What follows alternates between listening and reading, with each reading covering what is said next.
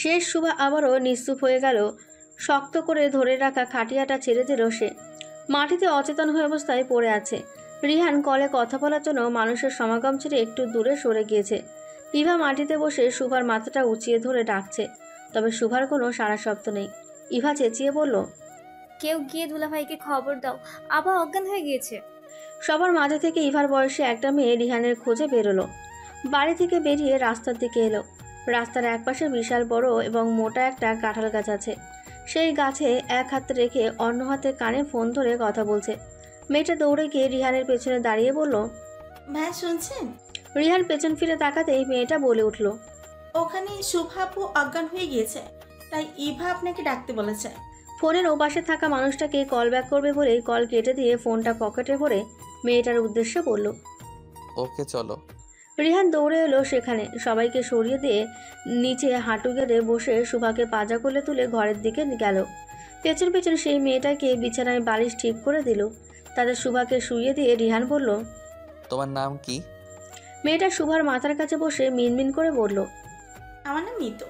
তুমি কি কিছুক্ষণ সুভার পাশে বসতে পারবে? আমি ডাক্তারকে কল করব, তার আসতে একটু সময় লাগবে।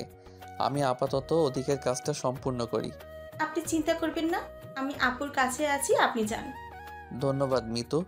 দ্রুত ঘর থেকে বেরিয়ে বাইরে এসে রোজিনাকে ধরে বলল, মা আর কাঁদবেন না, ইতিমধ্যে অনেক কেঁদে ফেলেছেন। আর না, এবার একটু শান্ত হন। আপনি যদি এভাবে ভেঙে পড়েন তাহলে বাকিদের কি হবে বলুন? এটা তো সত্যি, একদিন আগে কিংবা পরে সবাইকে দুনিয়া ছাড়তে, একদিন মৃত্যুর স্বাদ সবাইকে গ্রহণ করতে হবে মা। এই মৃত্যুর উপর আর কোনো সত্যি নেই, তাই বলছি মেনে নিন। আমি এদিকটা দেখছি, আপনি সাজু রাজু ইভা ওদের কাছে যান, ওদের এখন আপনাকে খুবই প্রয়োজন। বাবা শুভা কোথায়? ওর কি জ্ঞান ফিরেছে? না মা, আমি ওকে ঘরে শুয়ে এসেছি, ওর পাশে মিতু নামের একটা মেয়ে আছে। তাহলে চিন্তা নেই, মিতু আমার ভাইয়ের মেয়ে। ঠিক আছে, আপনারা ঘরে গিয়ে বসুন। রিহান রোজিনা আর ইভাকে ঘর পর্যন্ত এগিয়ে দিয়ে এসে মাটি থেকে সাজু রাজু দুজনকে তুলে দাঁড় করিয়ে দুহাত দুজনের কাঁধে রেখে বলল, তোমাদের সান্ত্বনা দেওয়ার ভাষা নেই আমার কাছে, কারণ এমন পরিস্থিতি আমার জীবনেও এসেছিল, তাই আমি বুঝি দুঃখটা। আমাদের মাথার উপর থেকে, আমার জীবন থেকে বটগাছের ছায়াটা হারিয়ে যাওয়াটা যে কত দুঃখজনক সেটা সবাই বুঝতে পারে না। আমার ভেতরে যে কী চলছে যদি তোমাদের দেখাতে পারতাম তাহলে বুঝতে পারতে। আমি আমার দ্বিতীয় বাবাকেও হারিয়ে ফেললাম। এতদিন যার মধ্যে নিজের বাবাকে খুঁজে পেতাম, আজ তাকেও হারিয়ে ফেললাম। এই হাত দুটো দিয়ে আর কত বাবার কবরে মাটি দিব, আমি তোমাদের বোঝাতে পারবো না কতটা দুঃখ হচ্ছে আমার। তোমাদের জন্য এই ব্যাপারটা বিশাল দুঃখজনক, কারণ এই বয়সে বাবার লাশ কাঁধে নেওয়া চারটিখানি কথা না। নিজেদের সামলে নাও, রাত গভীর হচ্ছে, তাড়াতাড়ি কাজ শেষ করতে হবে। তোমরা দেখে আমাকে জানাও যে আত্মীয় স্বজন সবাই এসেছে নাকি কেউ বাকি আছে। দুজনই রিহানকে জাপটে ধরে হাউমাউ করে কেঁদে উঠল। ওদের আদর করে দিয়ে চোখ মুছে দিয়ে ভরসা দিয়ে বলল, চিন্তা করো না, বাবার সময় ফুরিয়ে এসেছিল, তাই সে আমাদের ছেড়ে চলে গিয়েছে। তবে আমি যতদিন বেঁচে আছি তোমাদের অভাব বা কোনো চাওয়া অপূর্ণ রাখবো না। আমি আমার সাধ্য মতো চেষ্টা করব তোমাদের ভালো রাখার। সব সময় তোমাদের পাশে আছি এবং থাকবো। মানুষ বলে বড় বড় ভাইয়া ভাবি এবং বড় বোন দুলাভাই বাবা মায়ের সমতুল্য। আমি আমার দায়িত্ব কর্তব্য এড়িয়ে যাব না, নিজের সর্বোচ্চ দিয়ে পালন করব। সাজু রাজু দুই ভাই দুই দিকে খোঁজ নিতে চলে গেল। এই ফাঁকে রিহান ডাক্তারকে কল দিয়ে আসতে বলল, তবে আসতে বেশ কিছুটা সময় লাগবে বলে জানান তিনি। রাত 10টায় মাটি হবে, হাতে বেশি সময়ও নেই। একজন দুজন করে মুসল্লি আসতে শুরু করেছে। উঠানে এখনও অনেক মানুষের ভিড়, সাথে অনেকেই চেঁচামেচি করছে। খালি গলায় সবাইকে থামতে বলে কেউই শুনতে পাবে না। সেটার কারণ এখানে যে যার গল্প নিয়ে ব্যস্ত। তাই রিহানকে মাইকে বলল, এখানে যারা মহিলারা আছেন তারা দয়া করে উঠান খালি করুন মুসল্লি ভাইদের জন্য। কিছুক্ষণের মধ্যেই জানাজা অনুষ্ঠিত হবে, তাই বলছি আপনারা হয় ঘরের ভেতরে যান, নয়তো উঠান থেকে দূরত্ব বজায় রেখে দাঁড়ান। আর একটা কথা বলছি, এটা কোনো গল্পের আসর নয়। এই বাড়ির একজন মাথা দুনিয়া ছেড়েছে, তাই এই বাড়ির সবাই খুব দুঃখের মধ্য দিয়ে যাচ্ছে। দয়া করে আপনাদের গল্প করার হলে নিজ নিজ বাড়িতে গিয়ে করুন, এখানে নয়। রিয়ানের এমন কথায় সেই সব মানুষদের গায়ে গিয়ে লাগলো যারা মৃত্যু মানুষকে দেখতে এসে এবং তার পরিবারকে সান্ত্বনা দিতে এসে নিজেদের গল্পের ভাণ্ডার খুলে নিয়ে বসেছে। অনেকেই গম্ভীর মুখে বেরিয়ে গেল এই বাড়ি থেকে, তবে কিছু মানুষ থেকে গেল। তারা উঠান ছেড়ে দূরে সরে দাঁড়ালো, আর রোজিনার আত্মীয় স্বজন যারা তারা সবাই ঘরের ভেতরে ঢুকে গেল। রিয়ান চট করে গিয়ে ওপাশ থেকে দেখে এলো কবর খোঁড়া এবং বাঁশ কাটা সম্পূর্ণ হয়েছে কিনা। সেখান থেকে এসে আবারও খাটিয়ার পাশে দাঁড়াতেই একজন লোক এসে রিহানকে বলল, জামাই বাবা, আত্মীয় স্বজন আর আসতে বাকি নেই। যারা ছিল তারা সবাই চলে এসেছে। এদিকে তো সময়টাও হয়ে গিয়েছে প্রায়। এখন প্রস্তুতি নিতে চাচ্ছি, তুমি কি বলো? রিহান লোকটাকে চেনার চেষ্টা করলো, এমনকি তার দিকে কিছুক্ষণ তাকিয়েও রইল, কিন্তু চিনতে পারল না। রিহানের জানাটা জরুরি সে কে, তাই কোনো রকম ভনিতা না করে সোজাসাপটা জিজ্ঞেস করলো, কোনো কিছু মনে করবেন না, আসলে আমি আপনার পরিচয়টা জানতে চাচ্ছি। আমি এবার মামা মিরাজ। তুমি আমাকে চেনো না? অবশ্য আমিও তোমাকে চিনতাম না, কিন্তু আপা বলল তুমি আমাদের সুভাষ স্বামী, সেভাবেই তোমাকে চেনা। বুঝতে পেরেছি মামা, যাক ভালোই হলো, একজন মুরব্বি পেলাম। আমি আসলে ভেবেছিলাম হয়তো আপনার কোনো কারণে এসে উপস্থিত হতে পারেননি, যার ফলে সব দায়িত্ব আমার উপর এসে পড়েছে। আচ্ছা মামা, আপনি যেহেতু মুরব্বি, তাহলে আপনি এই দিকটা দেখুন, আমি ওদিকটাই গিয়ে দেখি। ঠিক আছে বাবা, যাও। সবাইকে সাথে নিয়ে দ্রুতই এসো, না হলে দেরি হয়ে যাবে। জি। 9:55, আর মাত্র 5 মিনিট বাকি আছে। মিরাজ সবার কাছে জানতে চাইলো কারো সিদ্দিকের কাছে দেনা পাওনা বাকি আছে কিনা। তাতে হাতে গোনা কয়েকজন সাড়া দিতেই রিহান তাদের সবার পাওনা মিটিয়ে দিল। সবাই লাইন হয়ে দাঁড়াচ্ছে। এমন সময় ডাক্তার এলো। সে ভেতরে না গিয়ে ব্যাগটা রেখে উজু করে এসে সকল মুসল্লিদের সঙ্গে জানাজায় শরীফ হলো। রাত 10টা। গ্রামে এটাকেই গভীর রাত বলে ধরা হয়, যার ফলে অনেকেই ঘুমিয়ে গিয়েছে, জানাজায় আসেনি। তবে যারা এসেছে তাদের নিয়ে সিদ্দিকের ছোট্ট উঠান ভরে গিয়ে কিছু মানুষ রাস্তায় গিয়ে দাঁড়িয়েছে। ভালোভাবে সম্পূর্ণ হলো সিদ্দিকের জানাজা। এবার বিদায়ের পালা। ইতিমধ্যে অনেকেই চলে যাচ্ছে, কারণ তাদের মূল উদ্দেশ্য ছিল জানাজায় শরীক হওয়া। খাটিয়াটা তুলে কাঁধে নিল। সামনে রিহান আর মিরাজ, পেছনে মিরাজের এক ছেলে এবং প্রতিবেশী একজন। সাজু রাজুকে দুপাশে ধরতে দেওয়া হয়েছে, কারণ ওদের উচ্চতা কম, সবার কাঁধের সাথে মিল হবে না। সিদ্দিককে তার আপন ঘরের দিকে নিয়ে যাওয়া হচ্ছে। তার কিছু প্রিয় এবং আদরের মানুষজনই তাকে নিয়ে যাচ্ছে আসল ঠিকানায় রেখে আসতে। আজ থেকে সিদ্দিকের নামের আগে মরহুম বসানো হবে। আজ তাকে সেসব মানুষজন শেষবারের মতো দেখতে এসেছে, যেসব মানুষ একসময় সিদ্দিকের মুখ দেখতে চাইতো না বা তার মৃত্যু কামনা করত। তাকে জীবিত অবস্থায় কিছু মানুষ খারাপ বলেও আজ সবাই তার প্রশংসা করতে ব্যস্ত। সিদ্দিকের খারাপ সময়ে যারা পাশে এসে দাঁড়ায়নি তারাও আজ আফসোস করছে। বারান্দায় বসে হাউমাউ করে কাঁদছে রোজিনা আর ইভা। কিছু মহিলা তাদের সান্ত্বনা দিয়ে যাচ্ছে। ওদিকে বাবা হারানোর শোকে অচেতন অবস্থায় পড়ে আছে শুভা। সে জানতেও পারল না তার বাবা চিরদিনের জন্য বাড়ির বাইর হলো। সে দিতেও পারল না তার বাবাকে শেষ বিদায়। সিদ্দিককে নিয়ে যাওয়া হলো তার গন্তব্যে। যখন সবাই মিলে ধরাধরি করে তাকে কবরে শোয়াচ্ছিল, সেই দৃশ্য দেখে সাজু রাজু একে অপরকে জাপটে ধরে ডুকরে কেঁদে উঠল। রিহান নিচে নেমেছিল। সেখান থেকে উঠে হাতে কিছু মাটি নিয়ে আকাশপানে চেয়ে দীর্ঘশ্বাস ছাড়ল। চোখের পাতা দুটো বুজে সেদিন থেকে আজ পর্যন্ত সবকিছু মনে করার চেষ্টা করতেই গাল বেয়ে দুফোঁটা পানি গড়িয়ে পড়ল। হাতে হাতে সবাই মাটি দিয়ে দিল। রিহান তার হাতের মাটিগুলো দিয়ে সাজু রাজুকে ডেকে নিয়ে এসে ওদের হাতেও কিছু মাটি দিয়ে সব কিছু ঠিকঠাক করে বাড়ির দিকে পা বাড়ালো। বাড়িতে এসে সবাই হাত মুখ ধুয়ে নিল। ব্যস্ততার জন্য শুভার খোঁজ নেওয়া হয়নি। ডাক্তার কি বলেছে সেটাও জানে না রিহান। গামছা দিয়ে হাত মুখ মুছতে মুছতে ঘরে প্রবেশ করলো শুভা। চৌকির ওপর বসে বসে কাঁদছে। মাথার চুলগুলো সব এলোমেলো হয়ে আছে। ঘরে মানুষের সংখ্যা অনেক, সেখান থেকে কেউ কেউ বলা বলি করছে আজকে এমন একটা দুঃখের দিনে সুখবর, আনলেও বাপ নিয়ে আবারও বাপ দেবে। রিহান তাদের কথার আগামাতা বুঝলো না। হাত থেকে গামছাটা রেখে শুভার দিকে যাবে, ঠিক তখনই উপাস থেকে একজন বৃদ্ধা বলে উঠল, ও জামাই, মিষ্টি খাওয়াবে না? এমন পরিস্থিতিতে কেউ এই ধরনের কথা বলে, তা আবার হেসে হেসে। তাদের মনে কি দুঃখ হচ্ছে না মোটেও?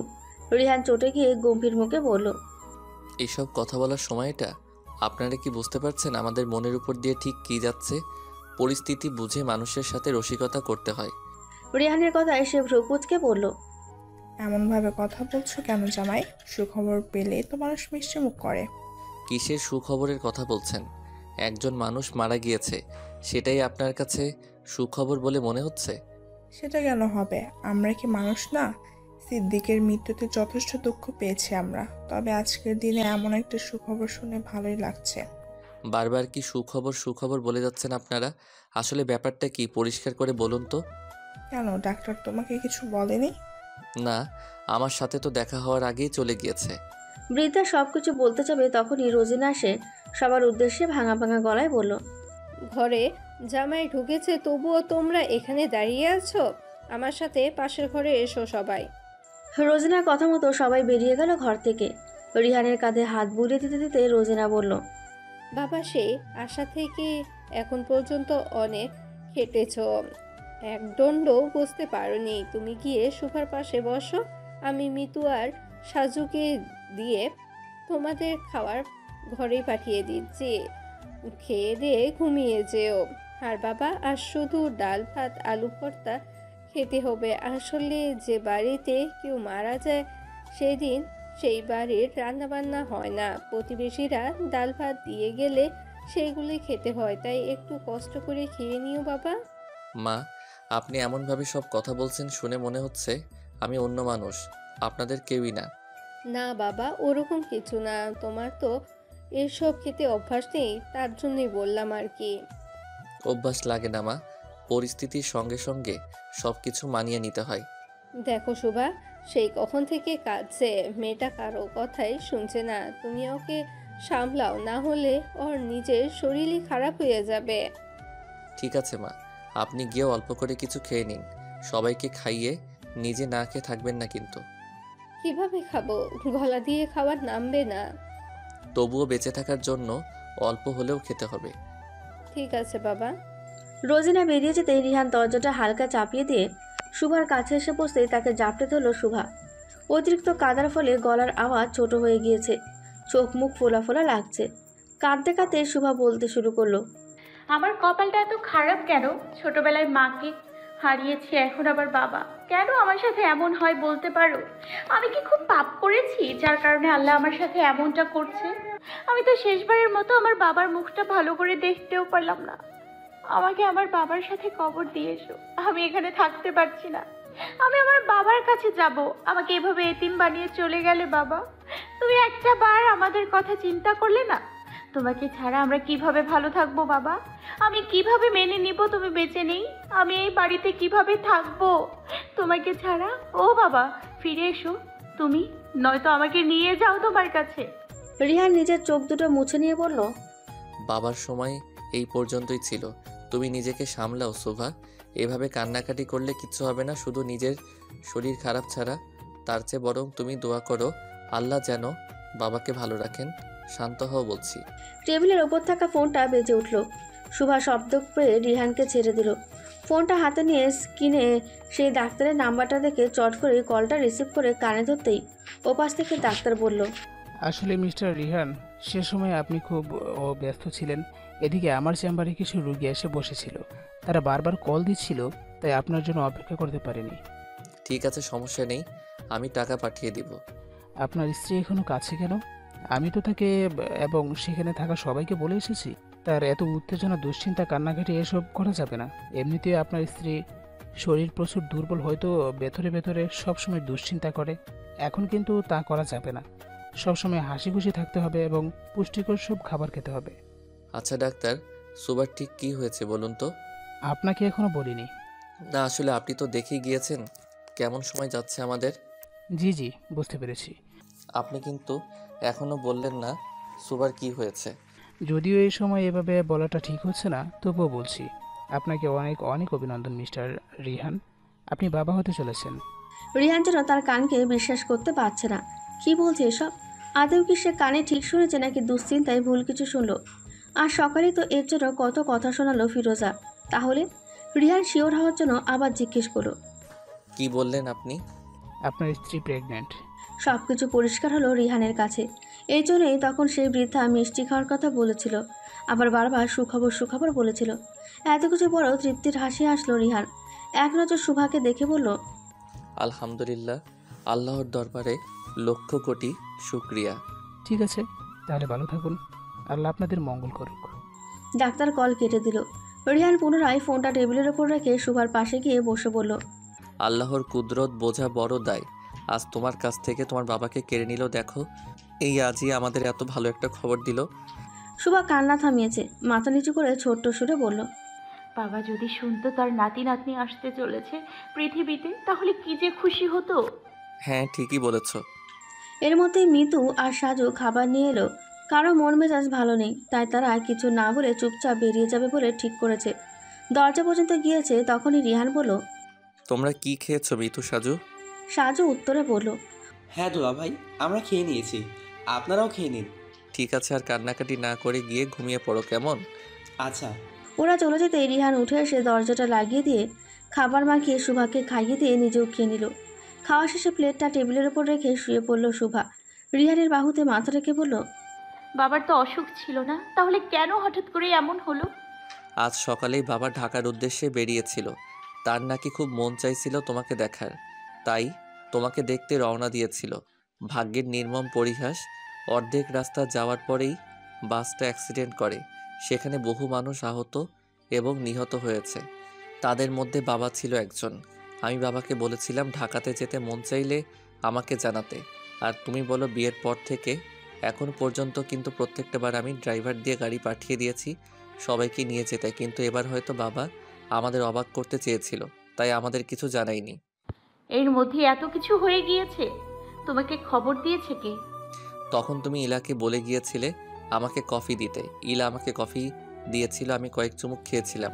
তারপর বাবার নাম্বার থেকে কল আসে। কলটা করেছিল একজন ট্রাফিক পুলিশ। সে আমাকে সব কিছু জানানোর পর আমি তাকে বলি বাবার লাশটা বাড়িতে পাঠিয়ে দিতে। তারা পাঠিয়ে দেয়। এদিকে আমি গ্রামের কিছু মানুষের সাথে কলে যোগাযোগ করি, সব কিছু জানাই। এই দীর্ঘশ্বাস ফেল শুভা, কিছু বলতে গিয়েও বলতে পারল না। রিহান মাথায় হাত বুলিয়ে দিতে লাগলো। কিছুক্ষণ চুপচাপ থেকে ঘুমিয়ে গেল।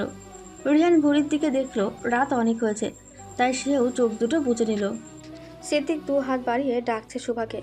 বহুদূর একটা বট গাছের নিচে দাঁড়িয়ে আছে, স্পষ্ট তাকে দেখা যাচ্ছে না, সব যেন ধোঁয়াশায় ঘেরা। কখনো মনে হয় ওটা সিদ্দিক, পরক্ষণে আবার মনে হয় ওটা অন্য কেউ।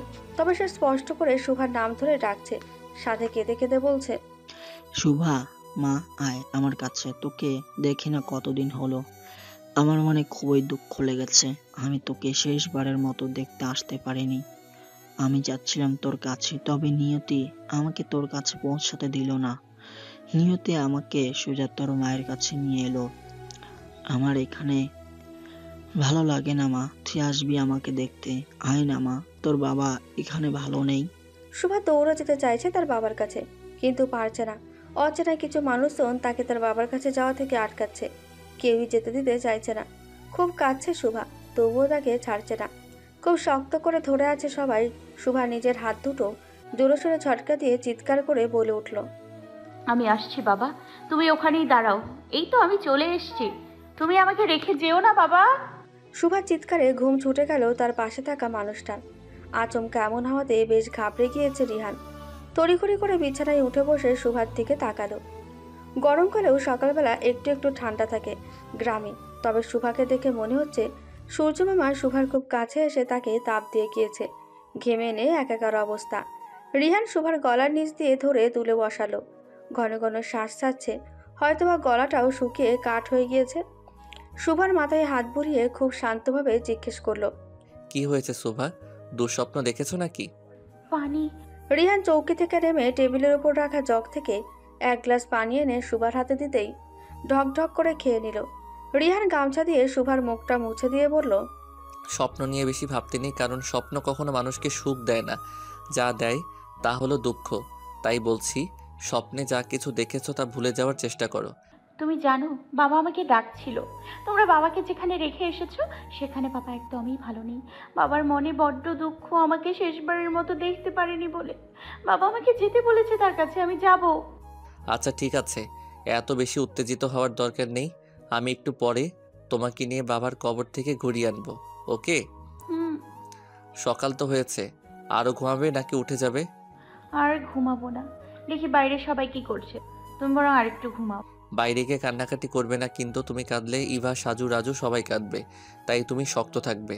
ওরা কাঁদতে চাইলেও তুমি কাঁদতে দিবে না, ঠিক আছে? হ্যাঁ। শুভা চৌকি থেকে নেমে যাবে এমন সময় রিহান হাতটা চেপে ধরল। শুভা কিছু বুঝতে না পেরে রিহানের চোখে চোখ রেখে পড়ল। কিছু প্রয়োজন তোমার? রিহান কিছু না বলে শুভার দিকে এগিয়ে এসে এক হাতে শুভাকে বুকের সাথে জড়িয়ে নিল, অন্য হাতে শুভার পেট স্পষ্ট করলো। চট করে শুভাও রিহানের হাতের ওপর নিজের হাত রেখে দীর্ঘশ্বাস ছেড়ে বলল, এমন সময় এলি যে তোর আসার খবর শুনে আমি খুশি হতে পারছি না, আমি হাসতে পারছি না, আমার এতটুকু আনন্দ হচ্ছে না। তবে ভাবিস না আমি তোকে চাই না বা ভালোবাসি না। আসলে বাবা মা হারানোর দুঃখটা পাহাড় সমান। যখন তুই পৃথিবীতে আসবি, বুঝতে শিখবি, তারপর আমি হারিয়ে গেলে তুই উপলব্ধি করতে পারবি বাবা মা বা একজন প্রিয় মানুষ হারানোর যন্ত্রণাটা কেমন হয়। এভাবে কেন বলছো সুভা? তুমি কি বুঝতে পারছো? প্রায় 1টা বছর হতে লাগলো আমরা আপ্রাণ চেষ্টা করেছি একটা সন্তানের জন্য। গতকাল সকাল পর্যন্ত এর জন্য কথা কথা হজম করতে হলো তোমাকে। তবে দেখো, গতকাল রাতে আমরা সুখবরটা পেলাম। হয়তো এটাই আল্লাহর রহমত, তোমাকে শূন্য করে দিয়েও পূর্ণ করে দিল। আমাদের দুঃখের সময় সুখ হয়ে এসেছে। ও বুঝলে কিছু? বুঝলাম। আমি কফি পাঠিয়ে দিচ্ছি। আরে না না, শ্বশুরবাড়ি এসে কেউ কফি খায় নাকি? আমি এক্ষুনি উঠে ফ্রেশ হয়ে, সাজু রাজু আর একজন আছে শামীম নাম মনে হয়, ওই তো মিরাজ মামার ছেলে, আমরা সবাই মিলে দোকানে গিয়ে চা খেয়ে আসবো। এদিকে রান্না বান্না শেষ হবে, এসে খাবো। মিরাজ মামার বড় ছেলে গত রাতে খাবার নিয়ে এলো যে, ও হচ্ছে মিতু, শামীম ভাইয়ার ছোট বোন।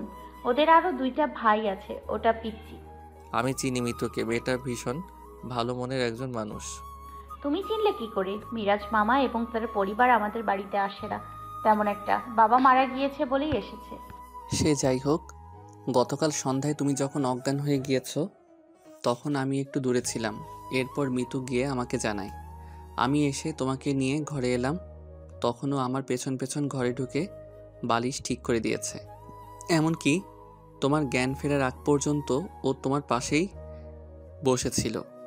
হ্যাঁ মামা, শামীম ভাইয়া আর মিতু এরা খুব ভালো, তবে মামি আর পিচ্চিটা একটু কেমন যেন।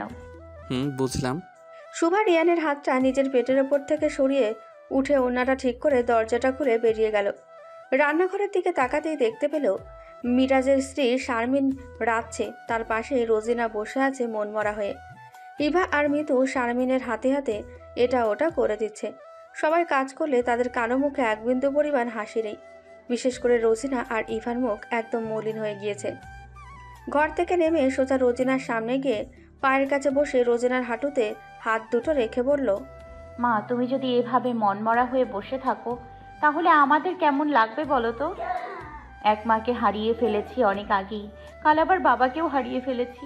এখন আমার শেষ সম্বল তুমি মা। তুমি হারিয়ে গেলে দুনিয়ায় আর কেউই থাকবে না আমাদের আপন বলতে।